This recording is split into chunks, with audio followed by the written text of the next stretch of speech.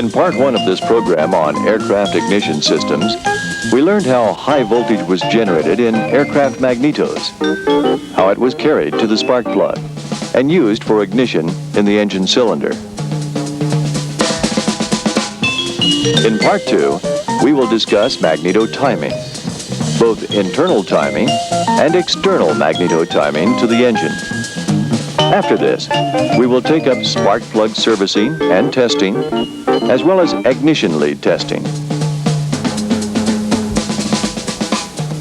Each magneto has its own operational characteristics. Because of this, there are many ways of timing a magneto. But regardless of the details, internal timing essentially involves two steps. First, to time the distributor rotor to the rotating magnet. Then, time the breaker points to open at the exact moment the magnet reaches its E-gap position. The magneto we will discuss in this timing procedure is part of the Bendix S200 series. This particular model is made for a 4-cylinder engine and has a set of retard points for the shower of sparks ignition system. It rotates counterclockwise, as seen from the drive end. Because of this, it is called a left-hand magneto. The same distributor gear may be used on either a clockwise or counterclockwise rotation magneto. The difference, however, is the tooth that is meshed with the marked tooth on the magneto drive gear. Since this magneto has to turn counterclockwise, the indented timing mark and the chamfered tooth pointed to by the counterclockwise arrows are marked with red paint. The drive gear on the magneto should be installed with the arrow pointing in the proper direction of rotation. Again, this is as we view it from the drive end. The dot by the counterclockwise mark on the distributor gear is aligned with the marked tooth on the drive gear, and the gears are meshed. We must remember in this training program, we are concerned only with the timing procedure. All other assembly details, such as lubrication and bearing preloads, must be performed according to the manufacturer's overhaul manual. Now, with the two gears properly meshed, the painted, chamfered tooth will be visible in the timing window. By doing this, the distributor is in the correct position to fire cylinder number 1. At this point, the cam is slipped onto the shaft, with the arrow pointing to the proper direction of rotation. Then secure it with the correct washer and screw. When the marked tooth is centered in the timing window, the rotating magnet has a tendency to back away slightly. Allow it to find its place of rest, which puts the magnet in its neutral position, which is about midway between the pole shoes. Hold the magnet in this neutral position and install a rotor holding tool on the magneto drive to lock the rotor. Now, put both the main and the retard breaker assemblies in place, with the main breakers in our counterclockwise magneto on the left side. Do not tighten the securing screws yet, since a few adjustments have not been made. Use the correct timing plate. Slip a pointer over the cam retaining screw and set the pointer to 0. This indicates the neutral position of the magneto and is the point where we will reference our timing. Loosen the rotor lock and rotate the magnet counterclockwise until the pointer aligns with the proper E-gap angle. In this case, it is 10 degrees. Now, relock the rotor. Connect a timing light across the breaker points and adjust them until they just open. Then, tighten both contact securing screws. Loosen the lock and turn the rotor until the highest part of the cam is under the cam follower. Now, measure the clearance between the breaker points. It should be within the limits set in the overall manual. If it is not, and cannot be adjusted to within these limits without causing the points to open outside of the E-gap tolerance, the breaker assembly must be replaced. Next, loosen the lock and return the magnet to the location at which the main breaker points opened. Note the reading and rotate the magnet counterclockwise the exact number of degrees specified as the retard angle. In our example, the main breaker points opened at 10 degrees, with a 25-degree retard angle required. So the rotor can be re-locked with the pointer at 35 degrees. Adjust the retard points until they just open and tighten the two securing screws.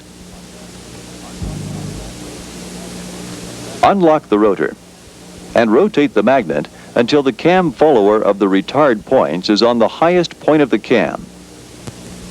Measure the point opening with a feeler gauge.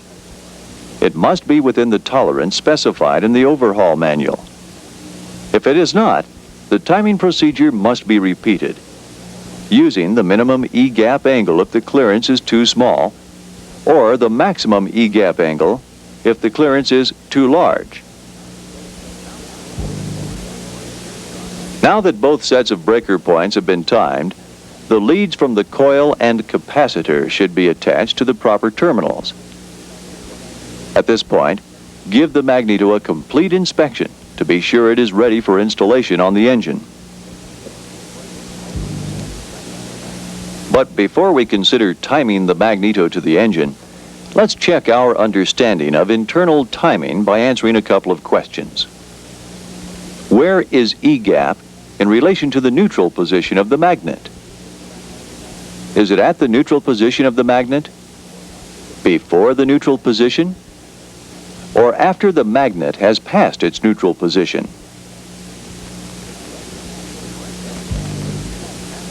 The correct answer is after the magnet has passed its neutral position. The E-gap angle is that position beyond the neutral position of the rotating magnet at which the primary current is the greatest. Also, it is the point at which the breaker points are timed to open. Interrupting the primary current at this time produces the greatest change in flux and generates the highest secondary voltage. Next, besides the time at which the points open, what must be checked when internally timing a magneto?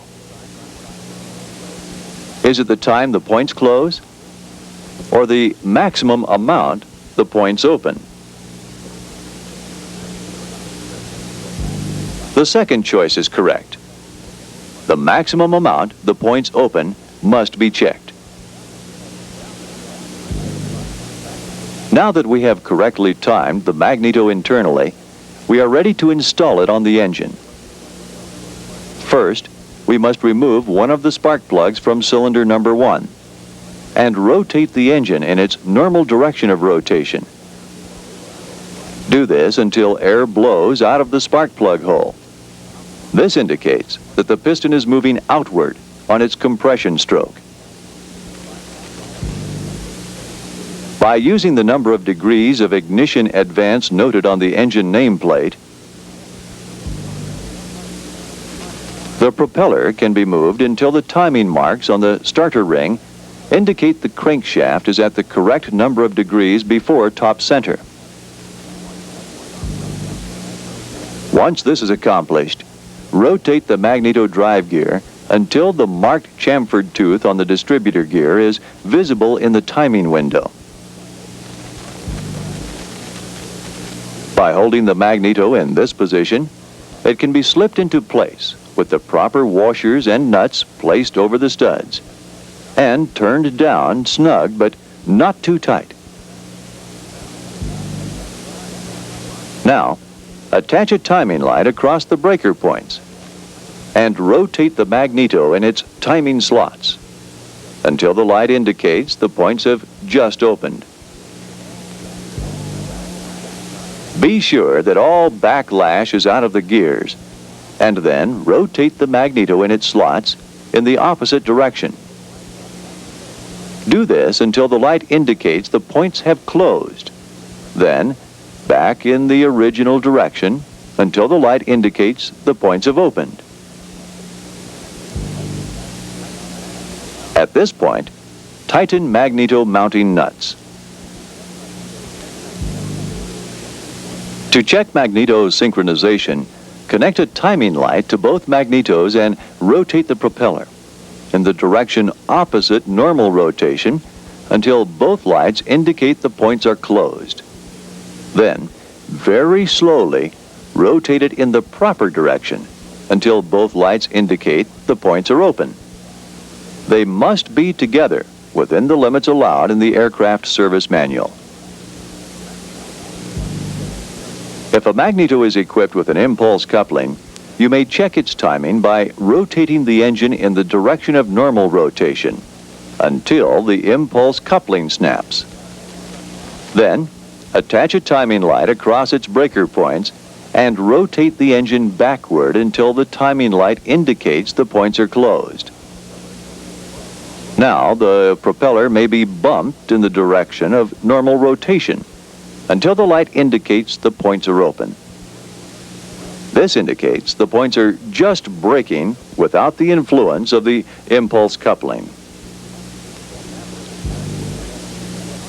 After this timing check is completed and the harness and ignition switch leads are installed, all of the installation must be inspected. The engine is cowled and a check is made to determine that the engine will develop its proper static RPM, and that the RPM drop when operating on each magneto independently is within the limits specified in the aircraft service manual. Finally, with the engine idling, check to be sure that the ignition switch cuts out both magnetos when in the off position. The final step in any aircraft maintenance operation is recording the work performed in the aircraft maintenance records.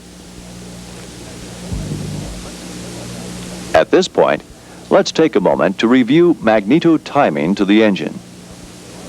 What is the meaning of the marked tooth visible in the magneto window? Does it identify the E-gap position of the magneto? Or does it identify the cylinder number 1 position of the distributor? The correct answer is, when the marked tooth on the distributor gear is visible in the timing hole, the distributor is in the correct position to send high voltage to cylinder number 1. Now we are ready to review spark plug servicing. Here we will define the proper method of cleaning, gapping, testing, and installation of shielded spark plugs. When spark plugs are removed from an engine, they should be placed in a numbered rack. This will help you identify the cylinder from which they came. This is done because the condition of the spark plug actually tells the condition of a cylinder. For example, if the firing end of the spark plug is covered with a relatively thin brown or tan deposit, it indicates that the cylinder has been firing normally and there's been no serious problems. But if all plugs are filled with hard, clinker-like deposits, it indicates that lead fouling is a problem. Very likely, these plugs have a cold heat range and should be replaced with plugs which allow the nose core insulator to run hotter. This will prevent lead deposits condensing inside the spark plug. If, however, the nose core insulator is covered with a black, fluffy soot, it indicates that the cylinder was being operated with an excessively rich mixture, or, again, the spark plug could be too cold for the engine. If the carbon deposits are oily, there could be damage inside of the cylinder. This damage is usually broken piston rings or excessively worn valve guides. In any event, a detailed investigation should be made of the cylinder from which the oily plug was removed. Before spending any time cleaning spark plugs that may have to be replaced, examine the electrodes carefully for excessive wear.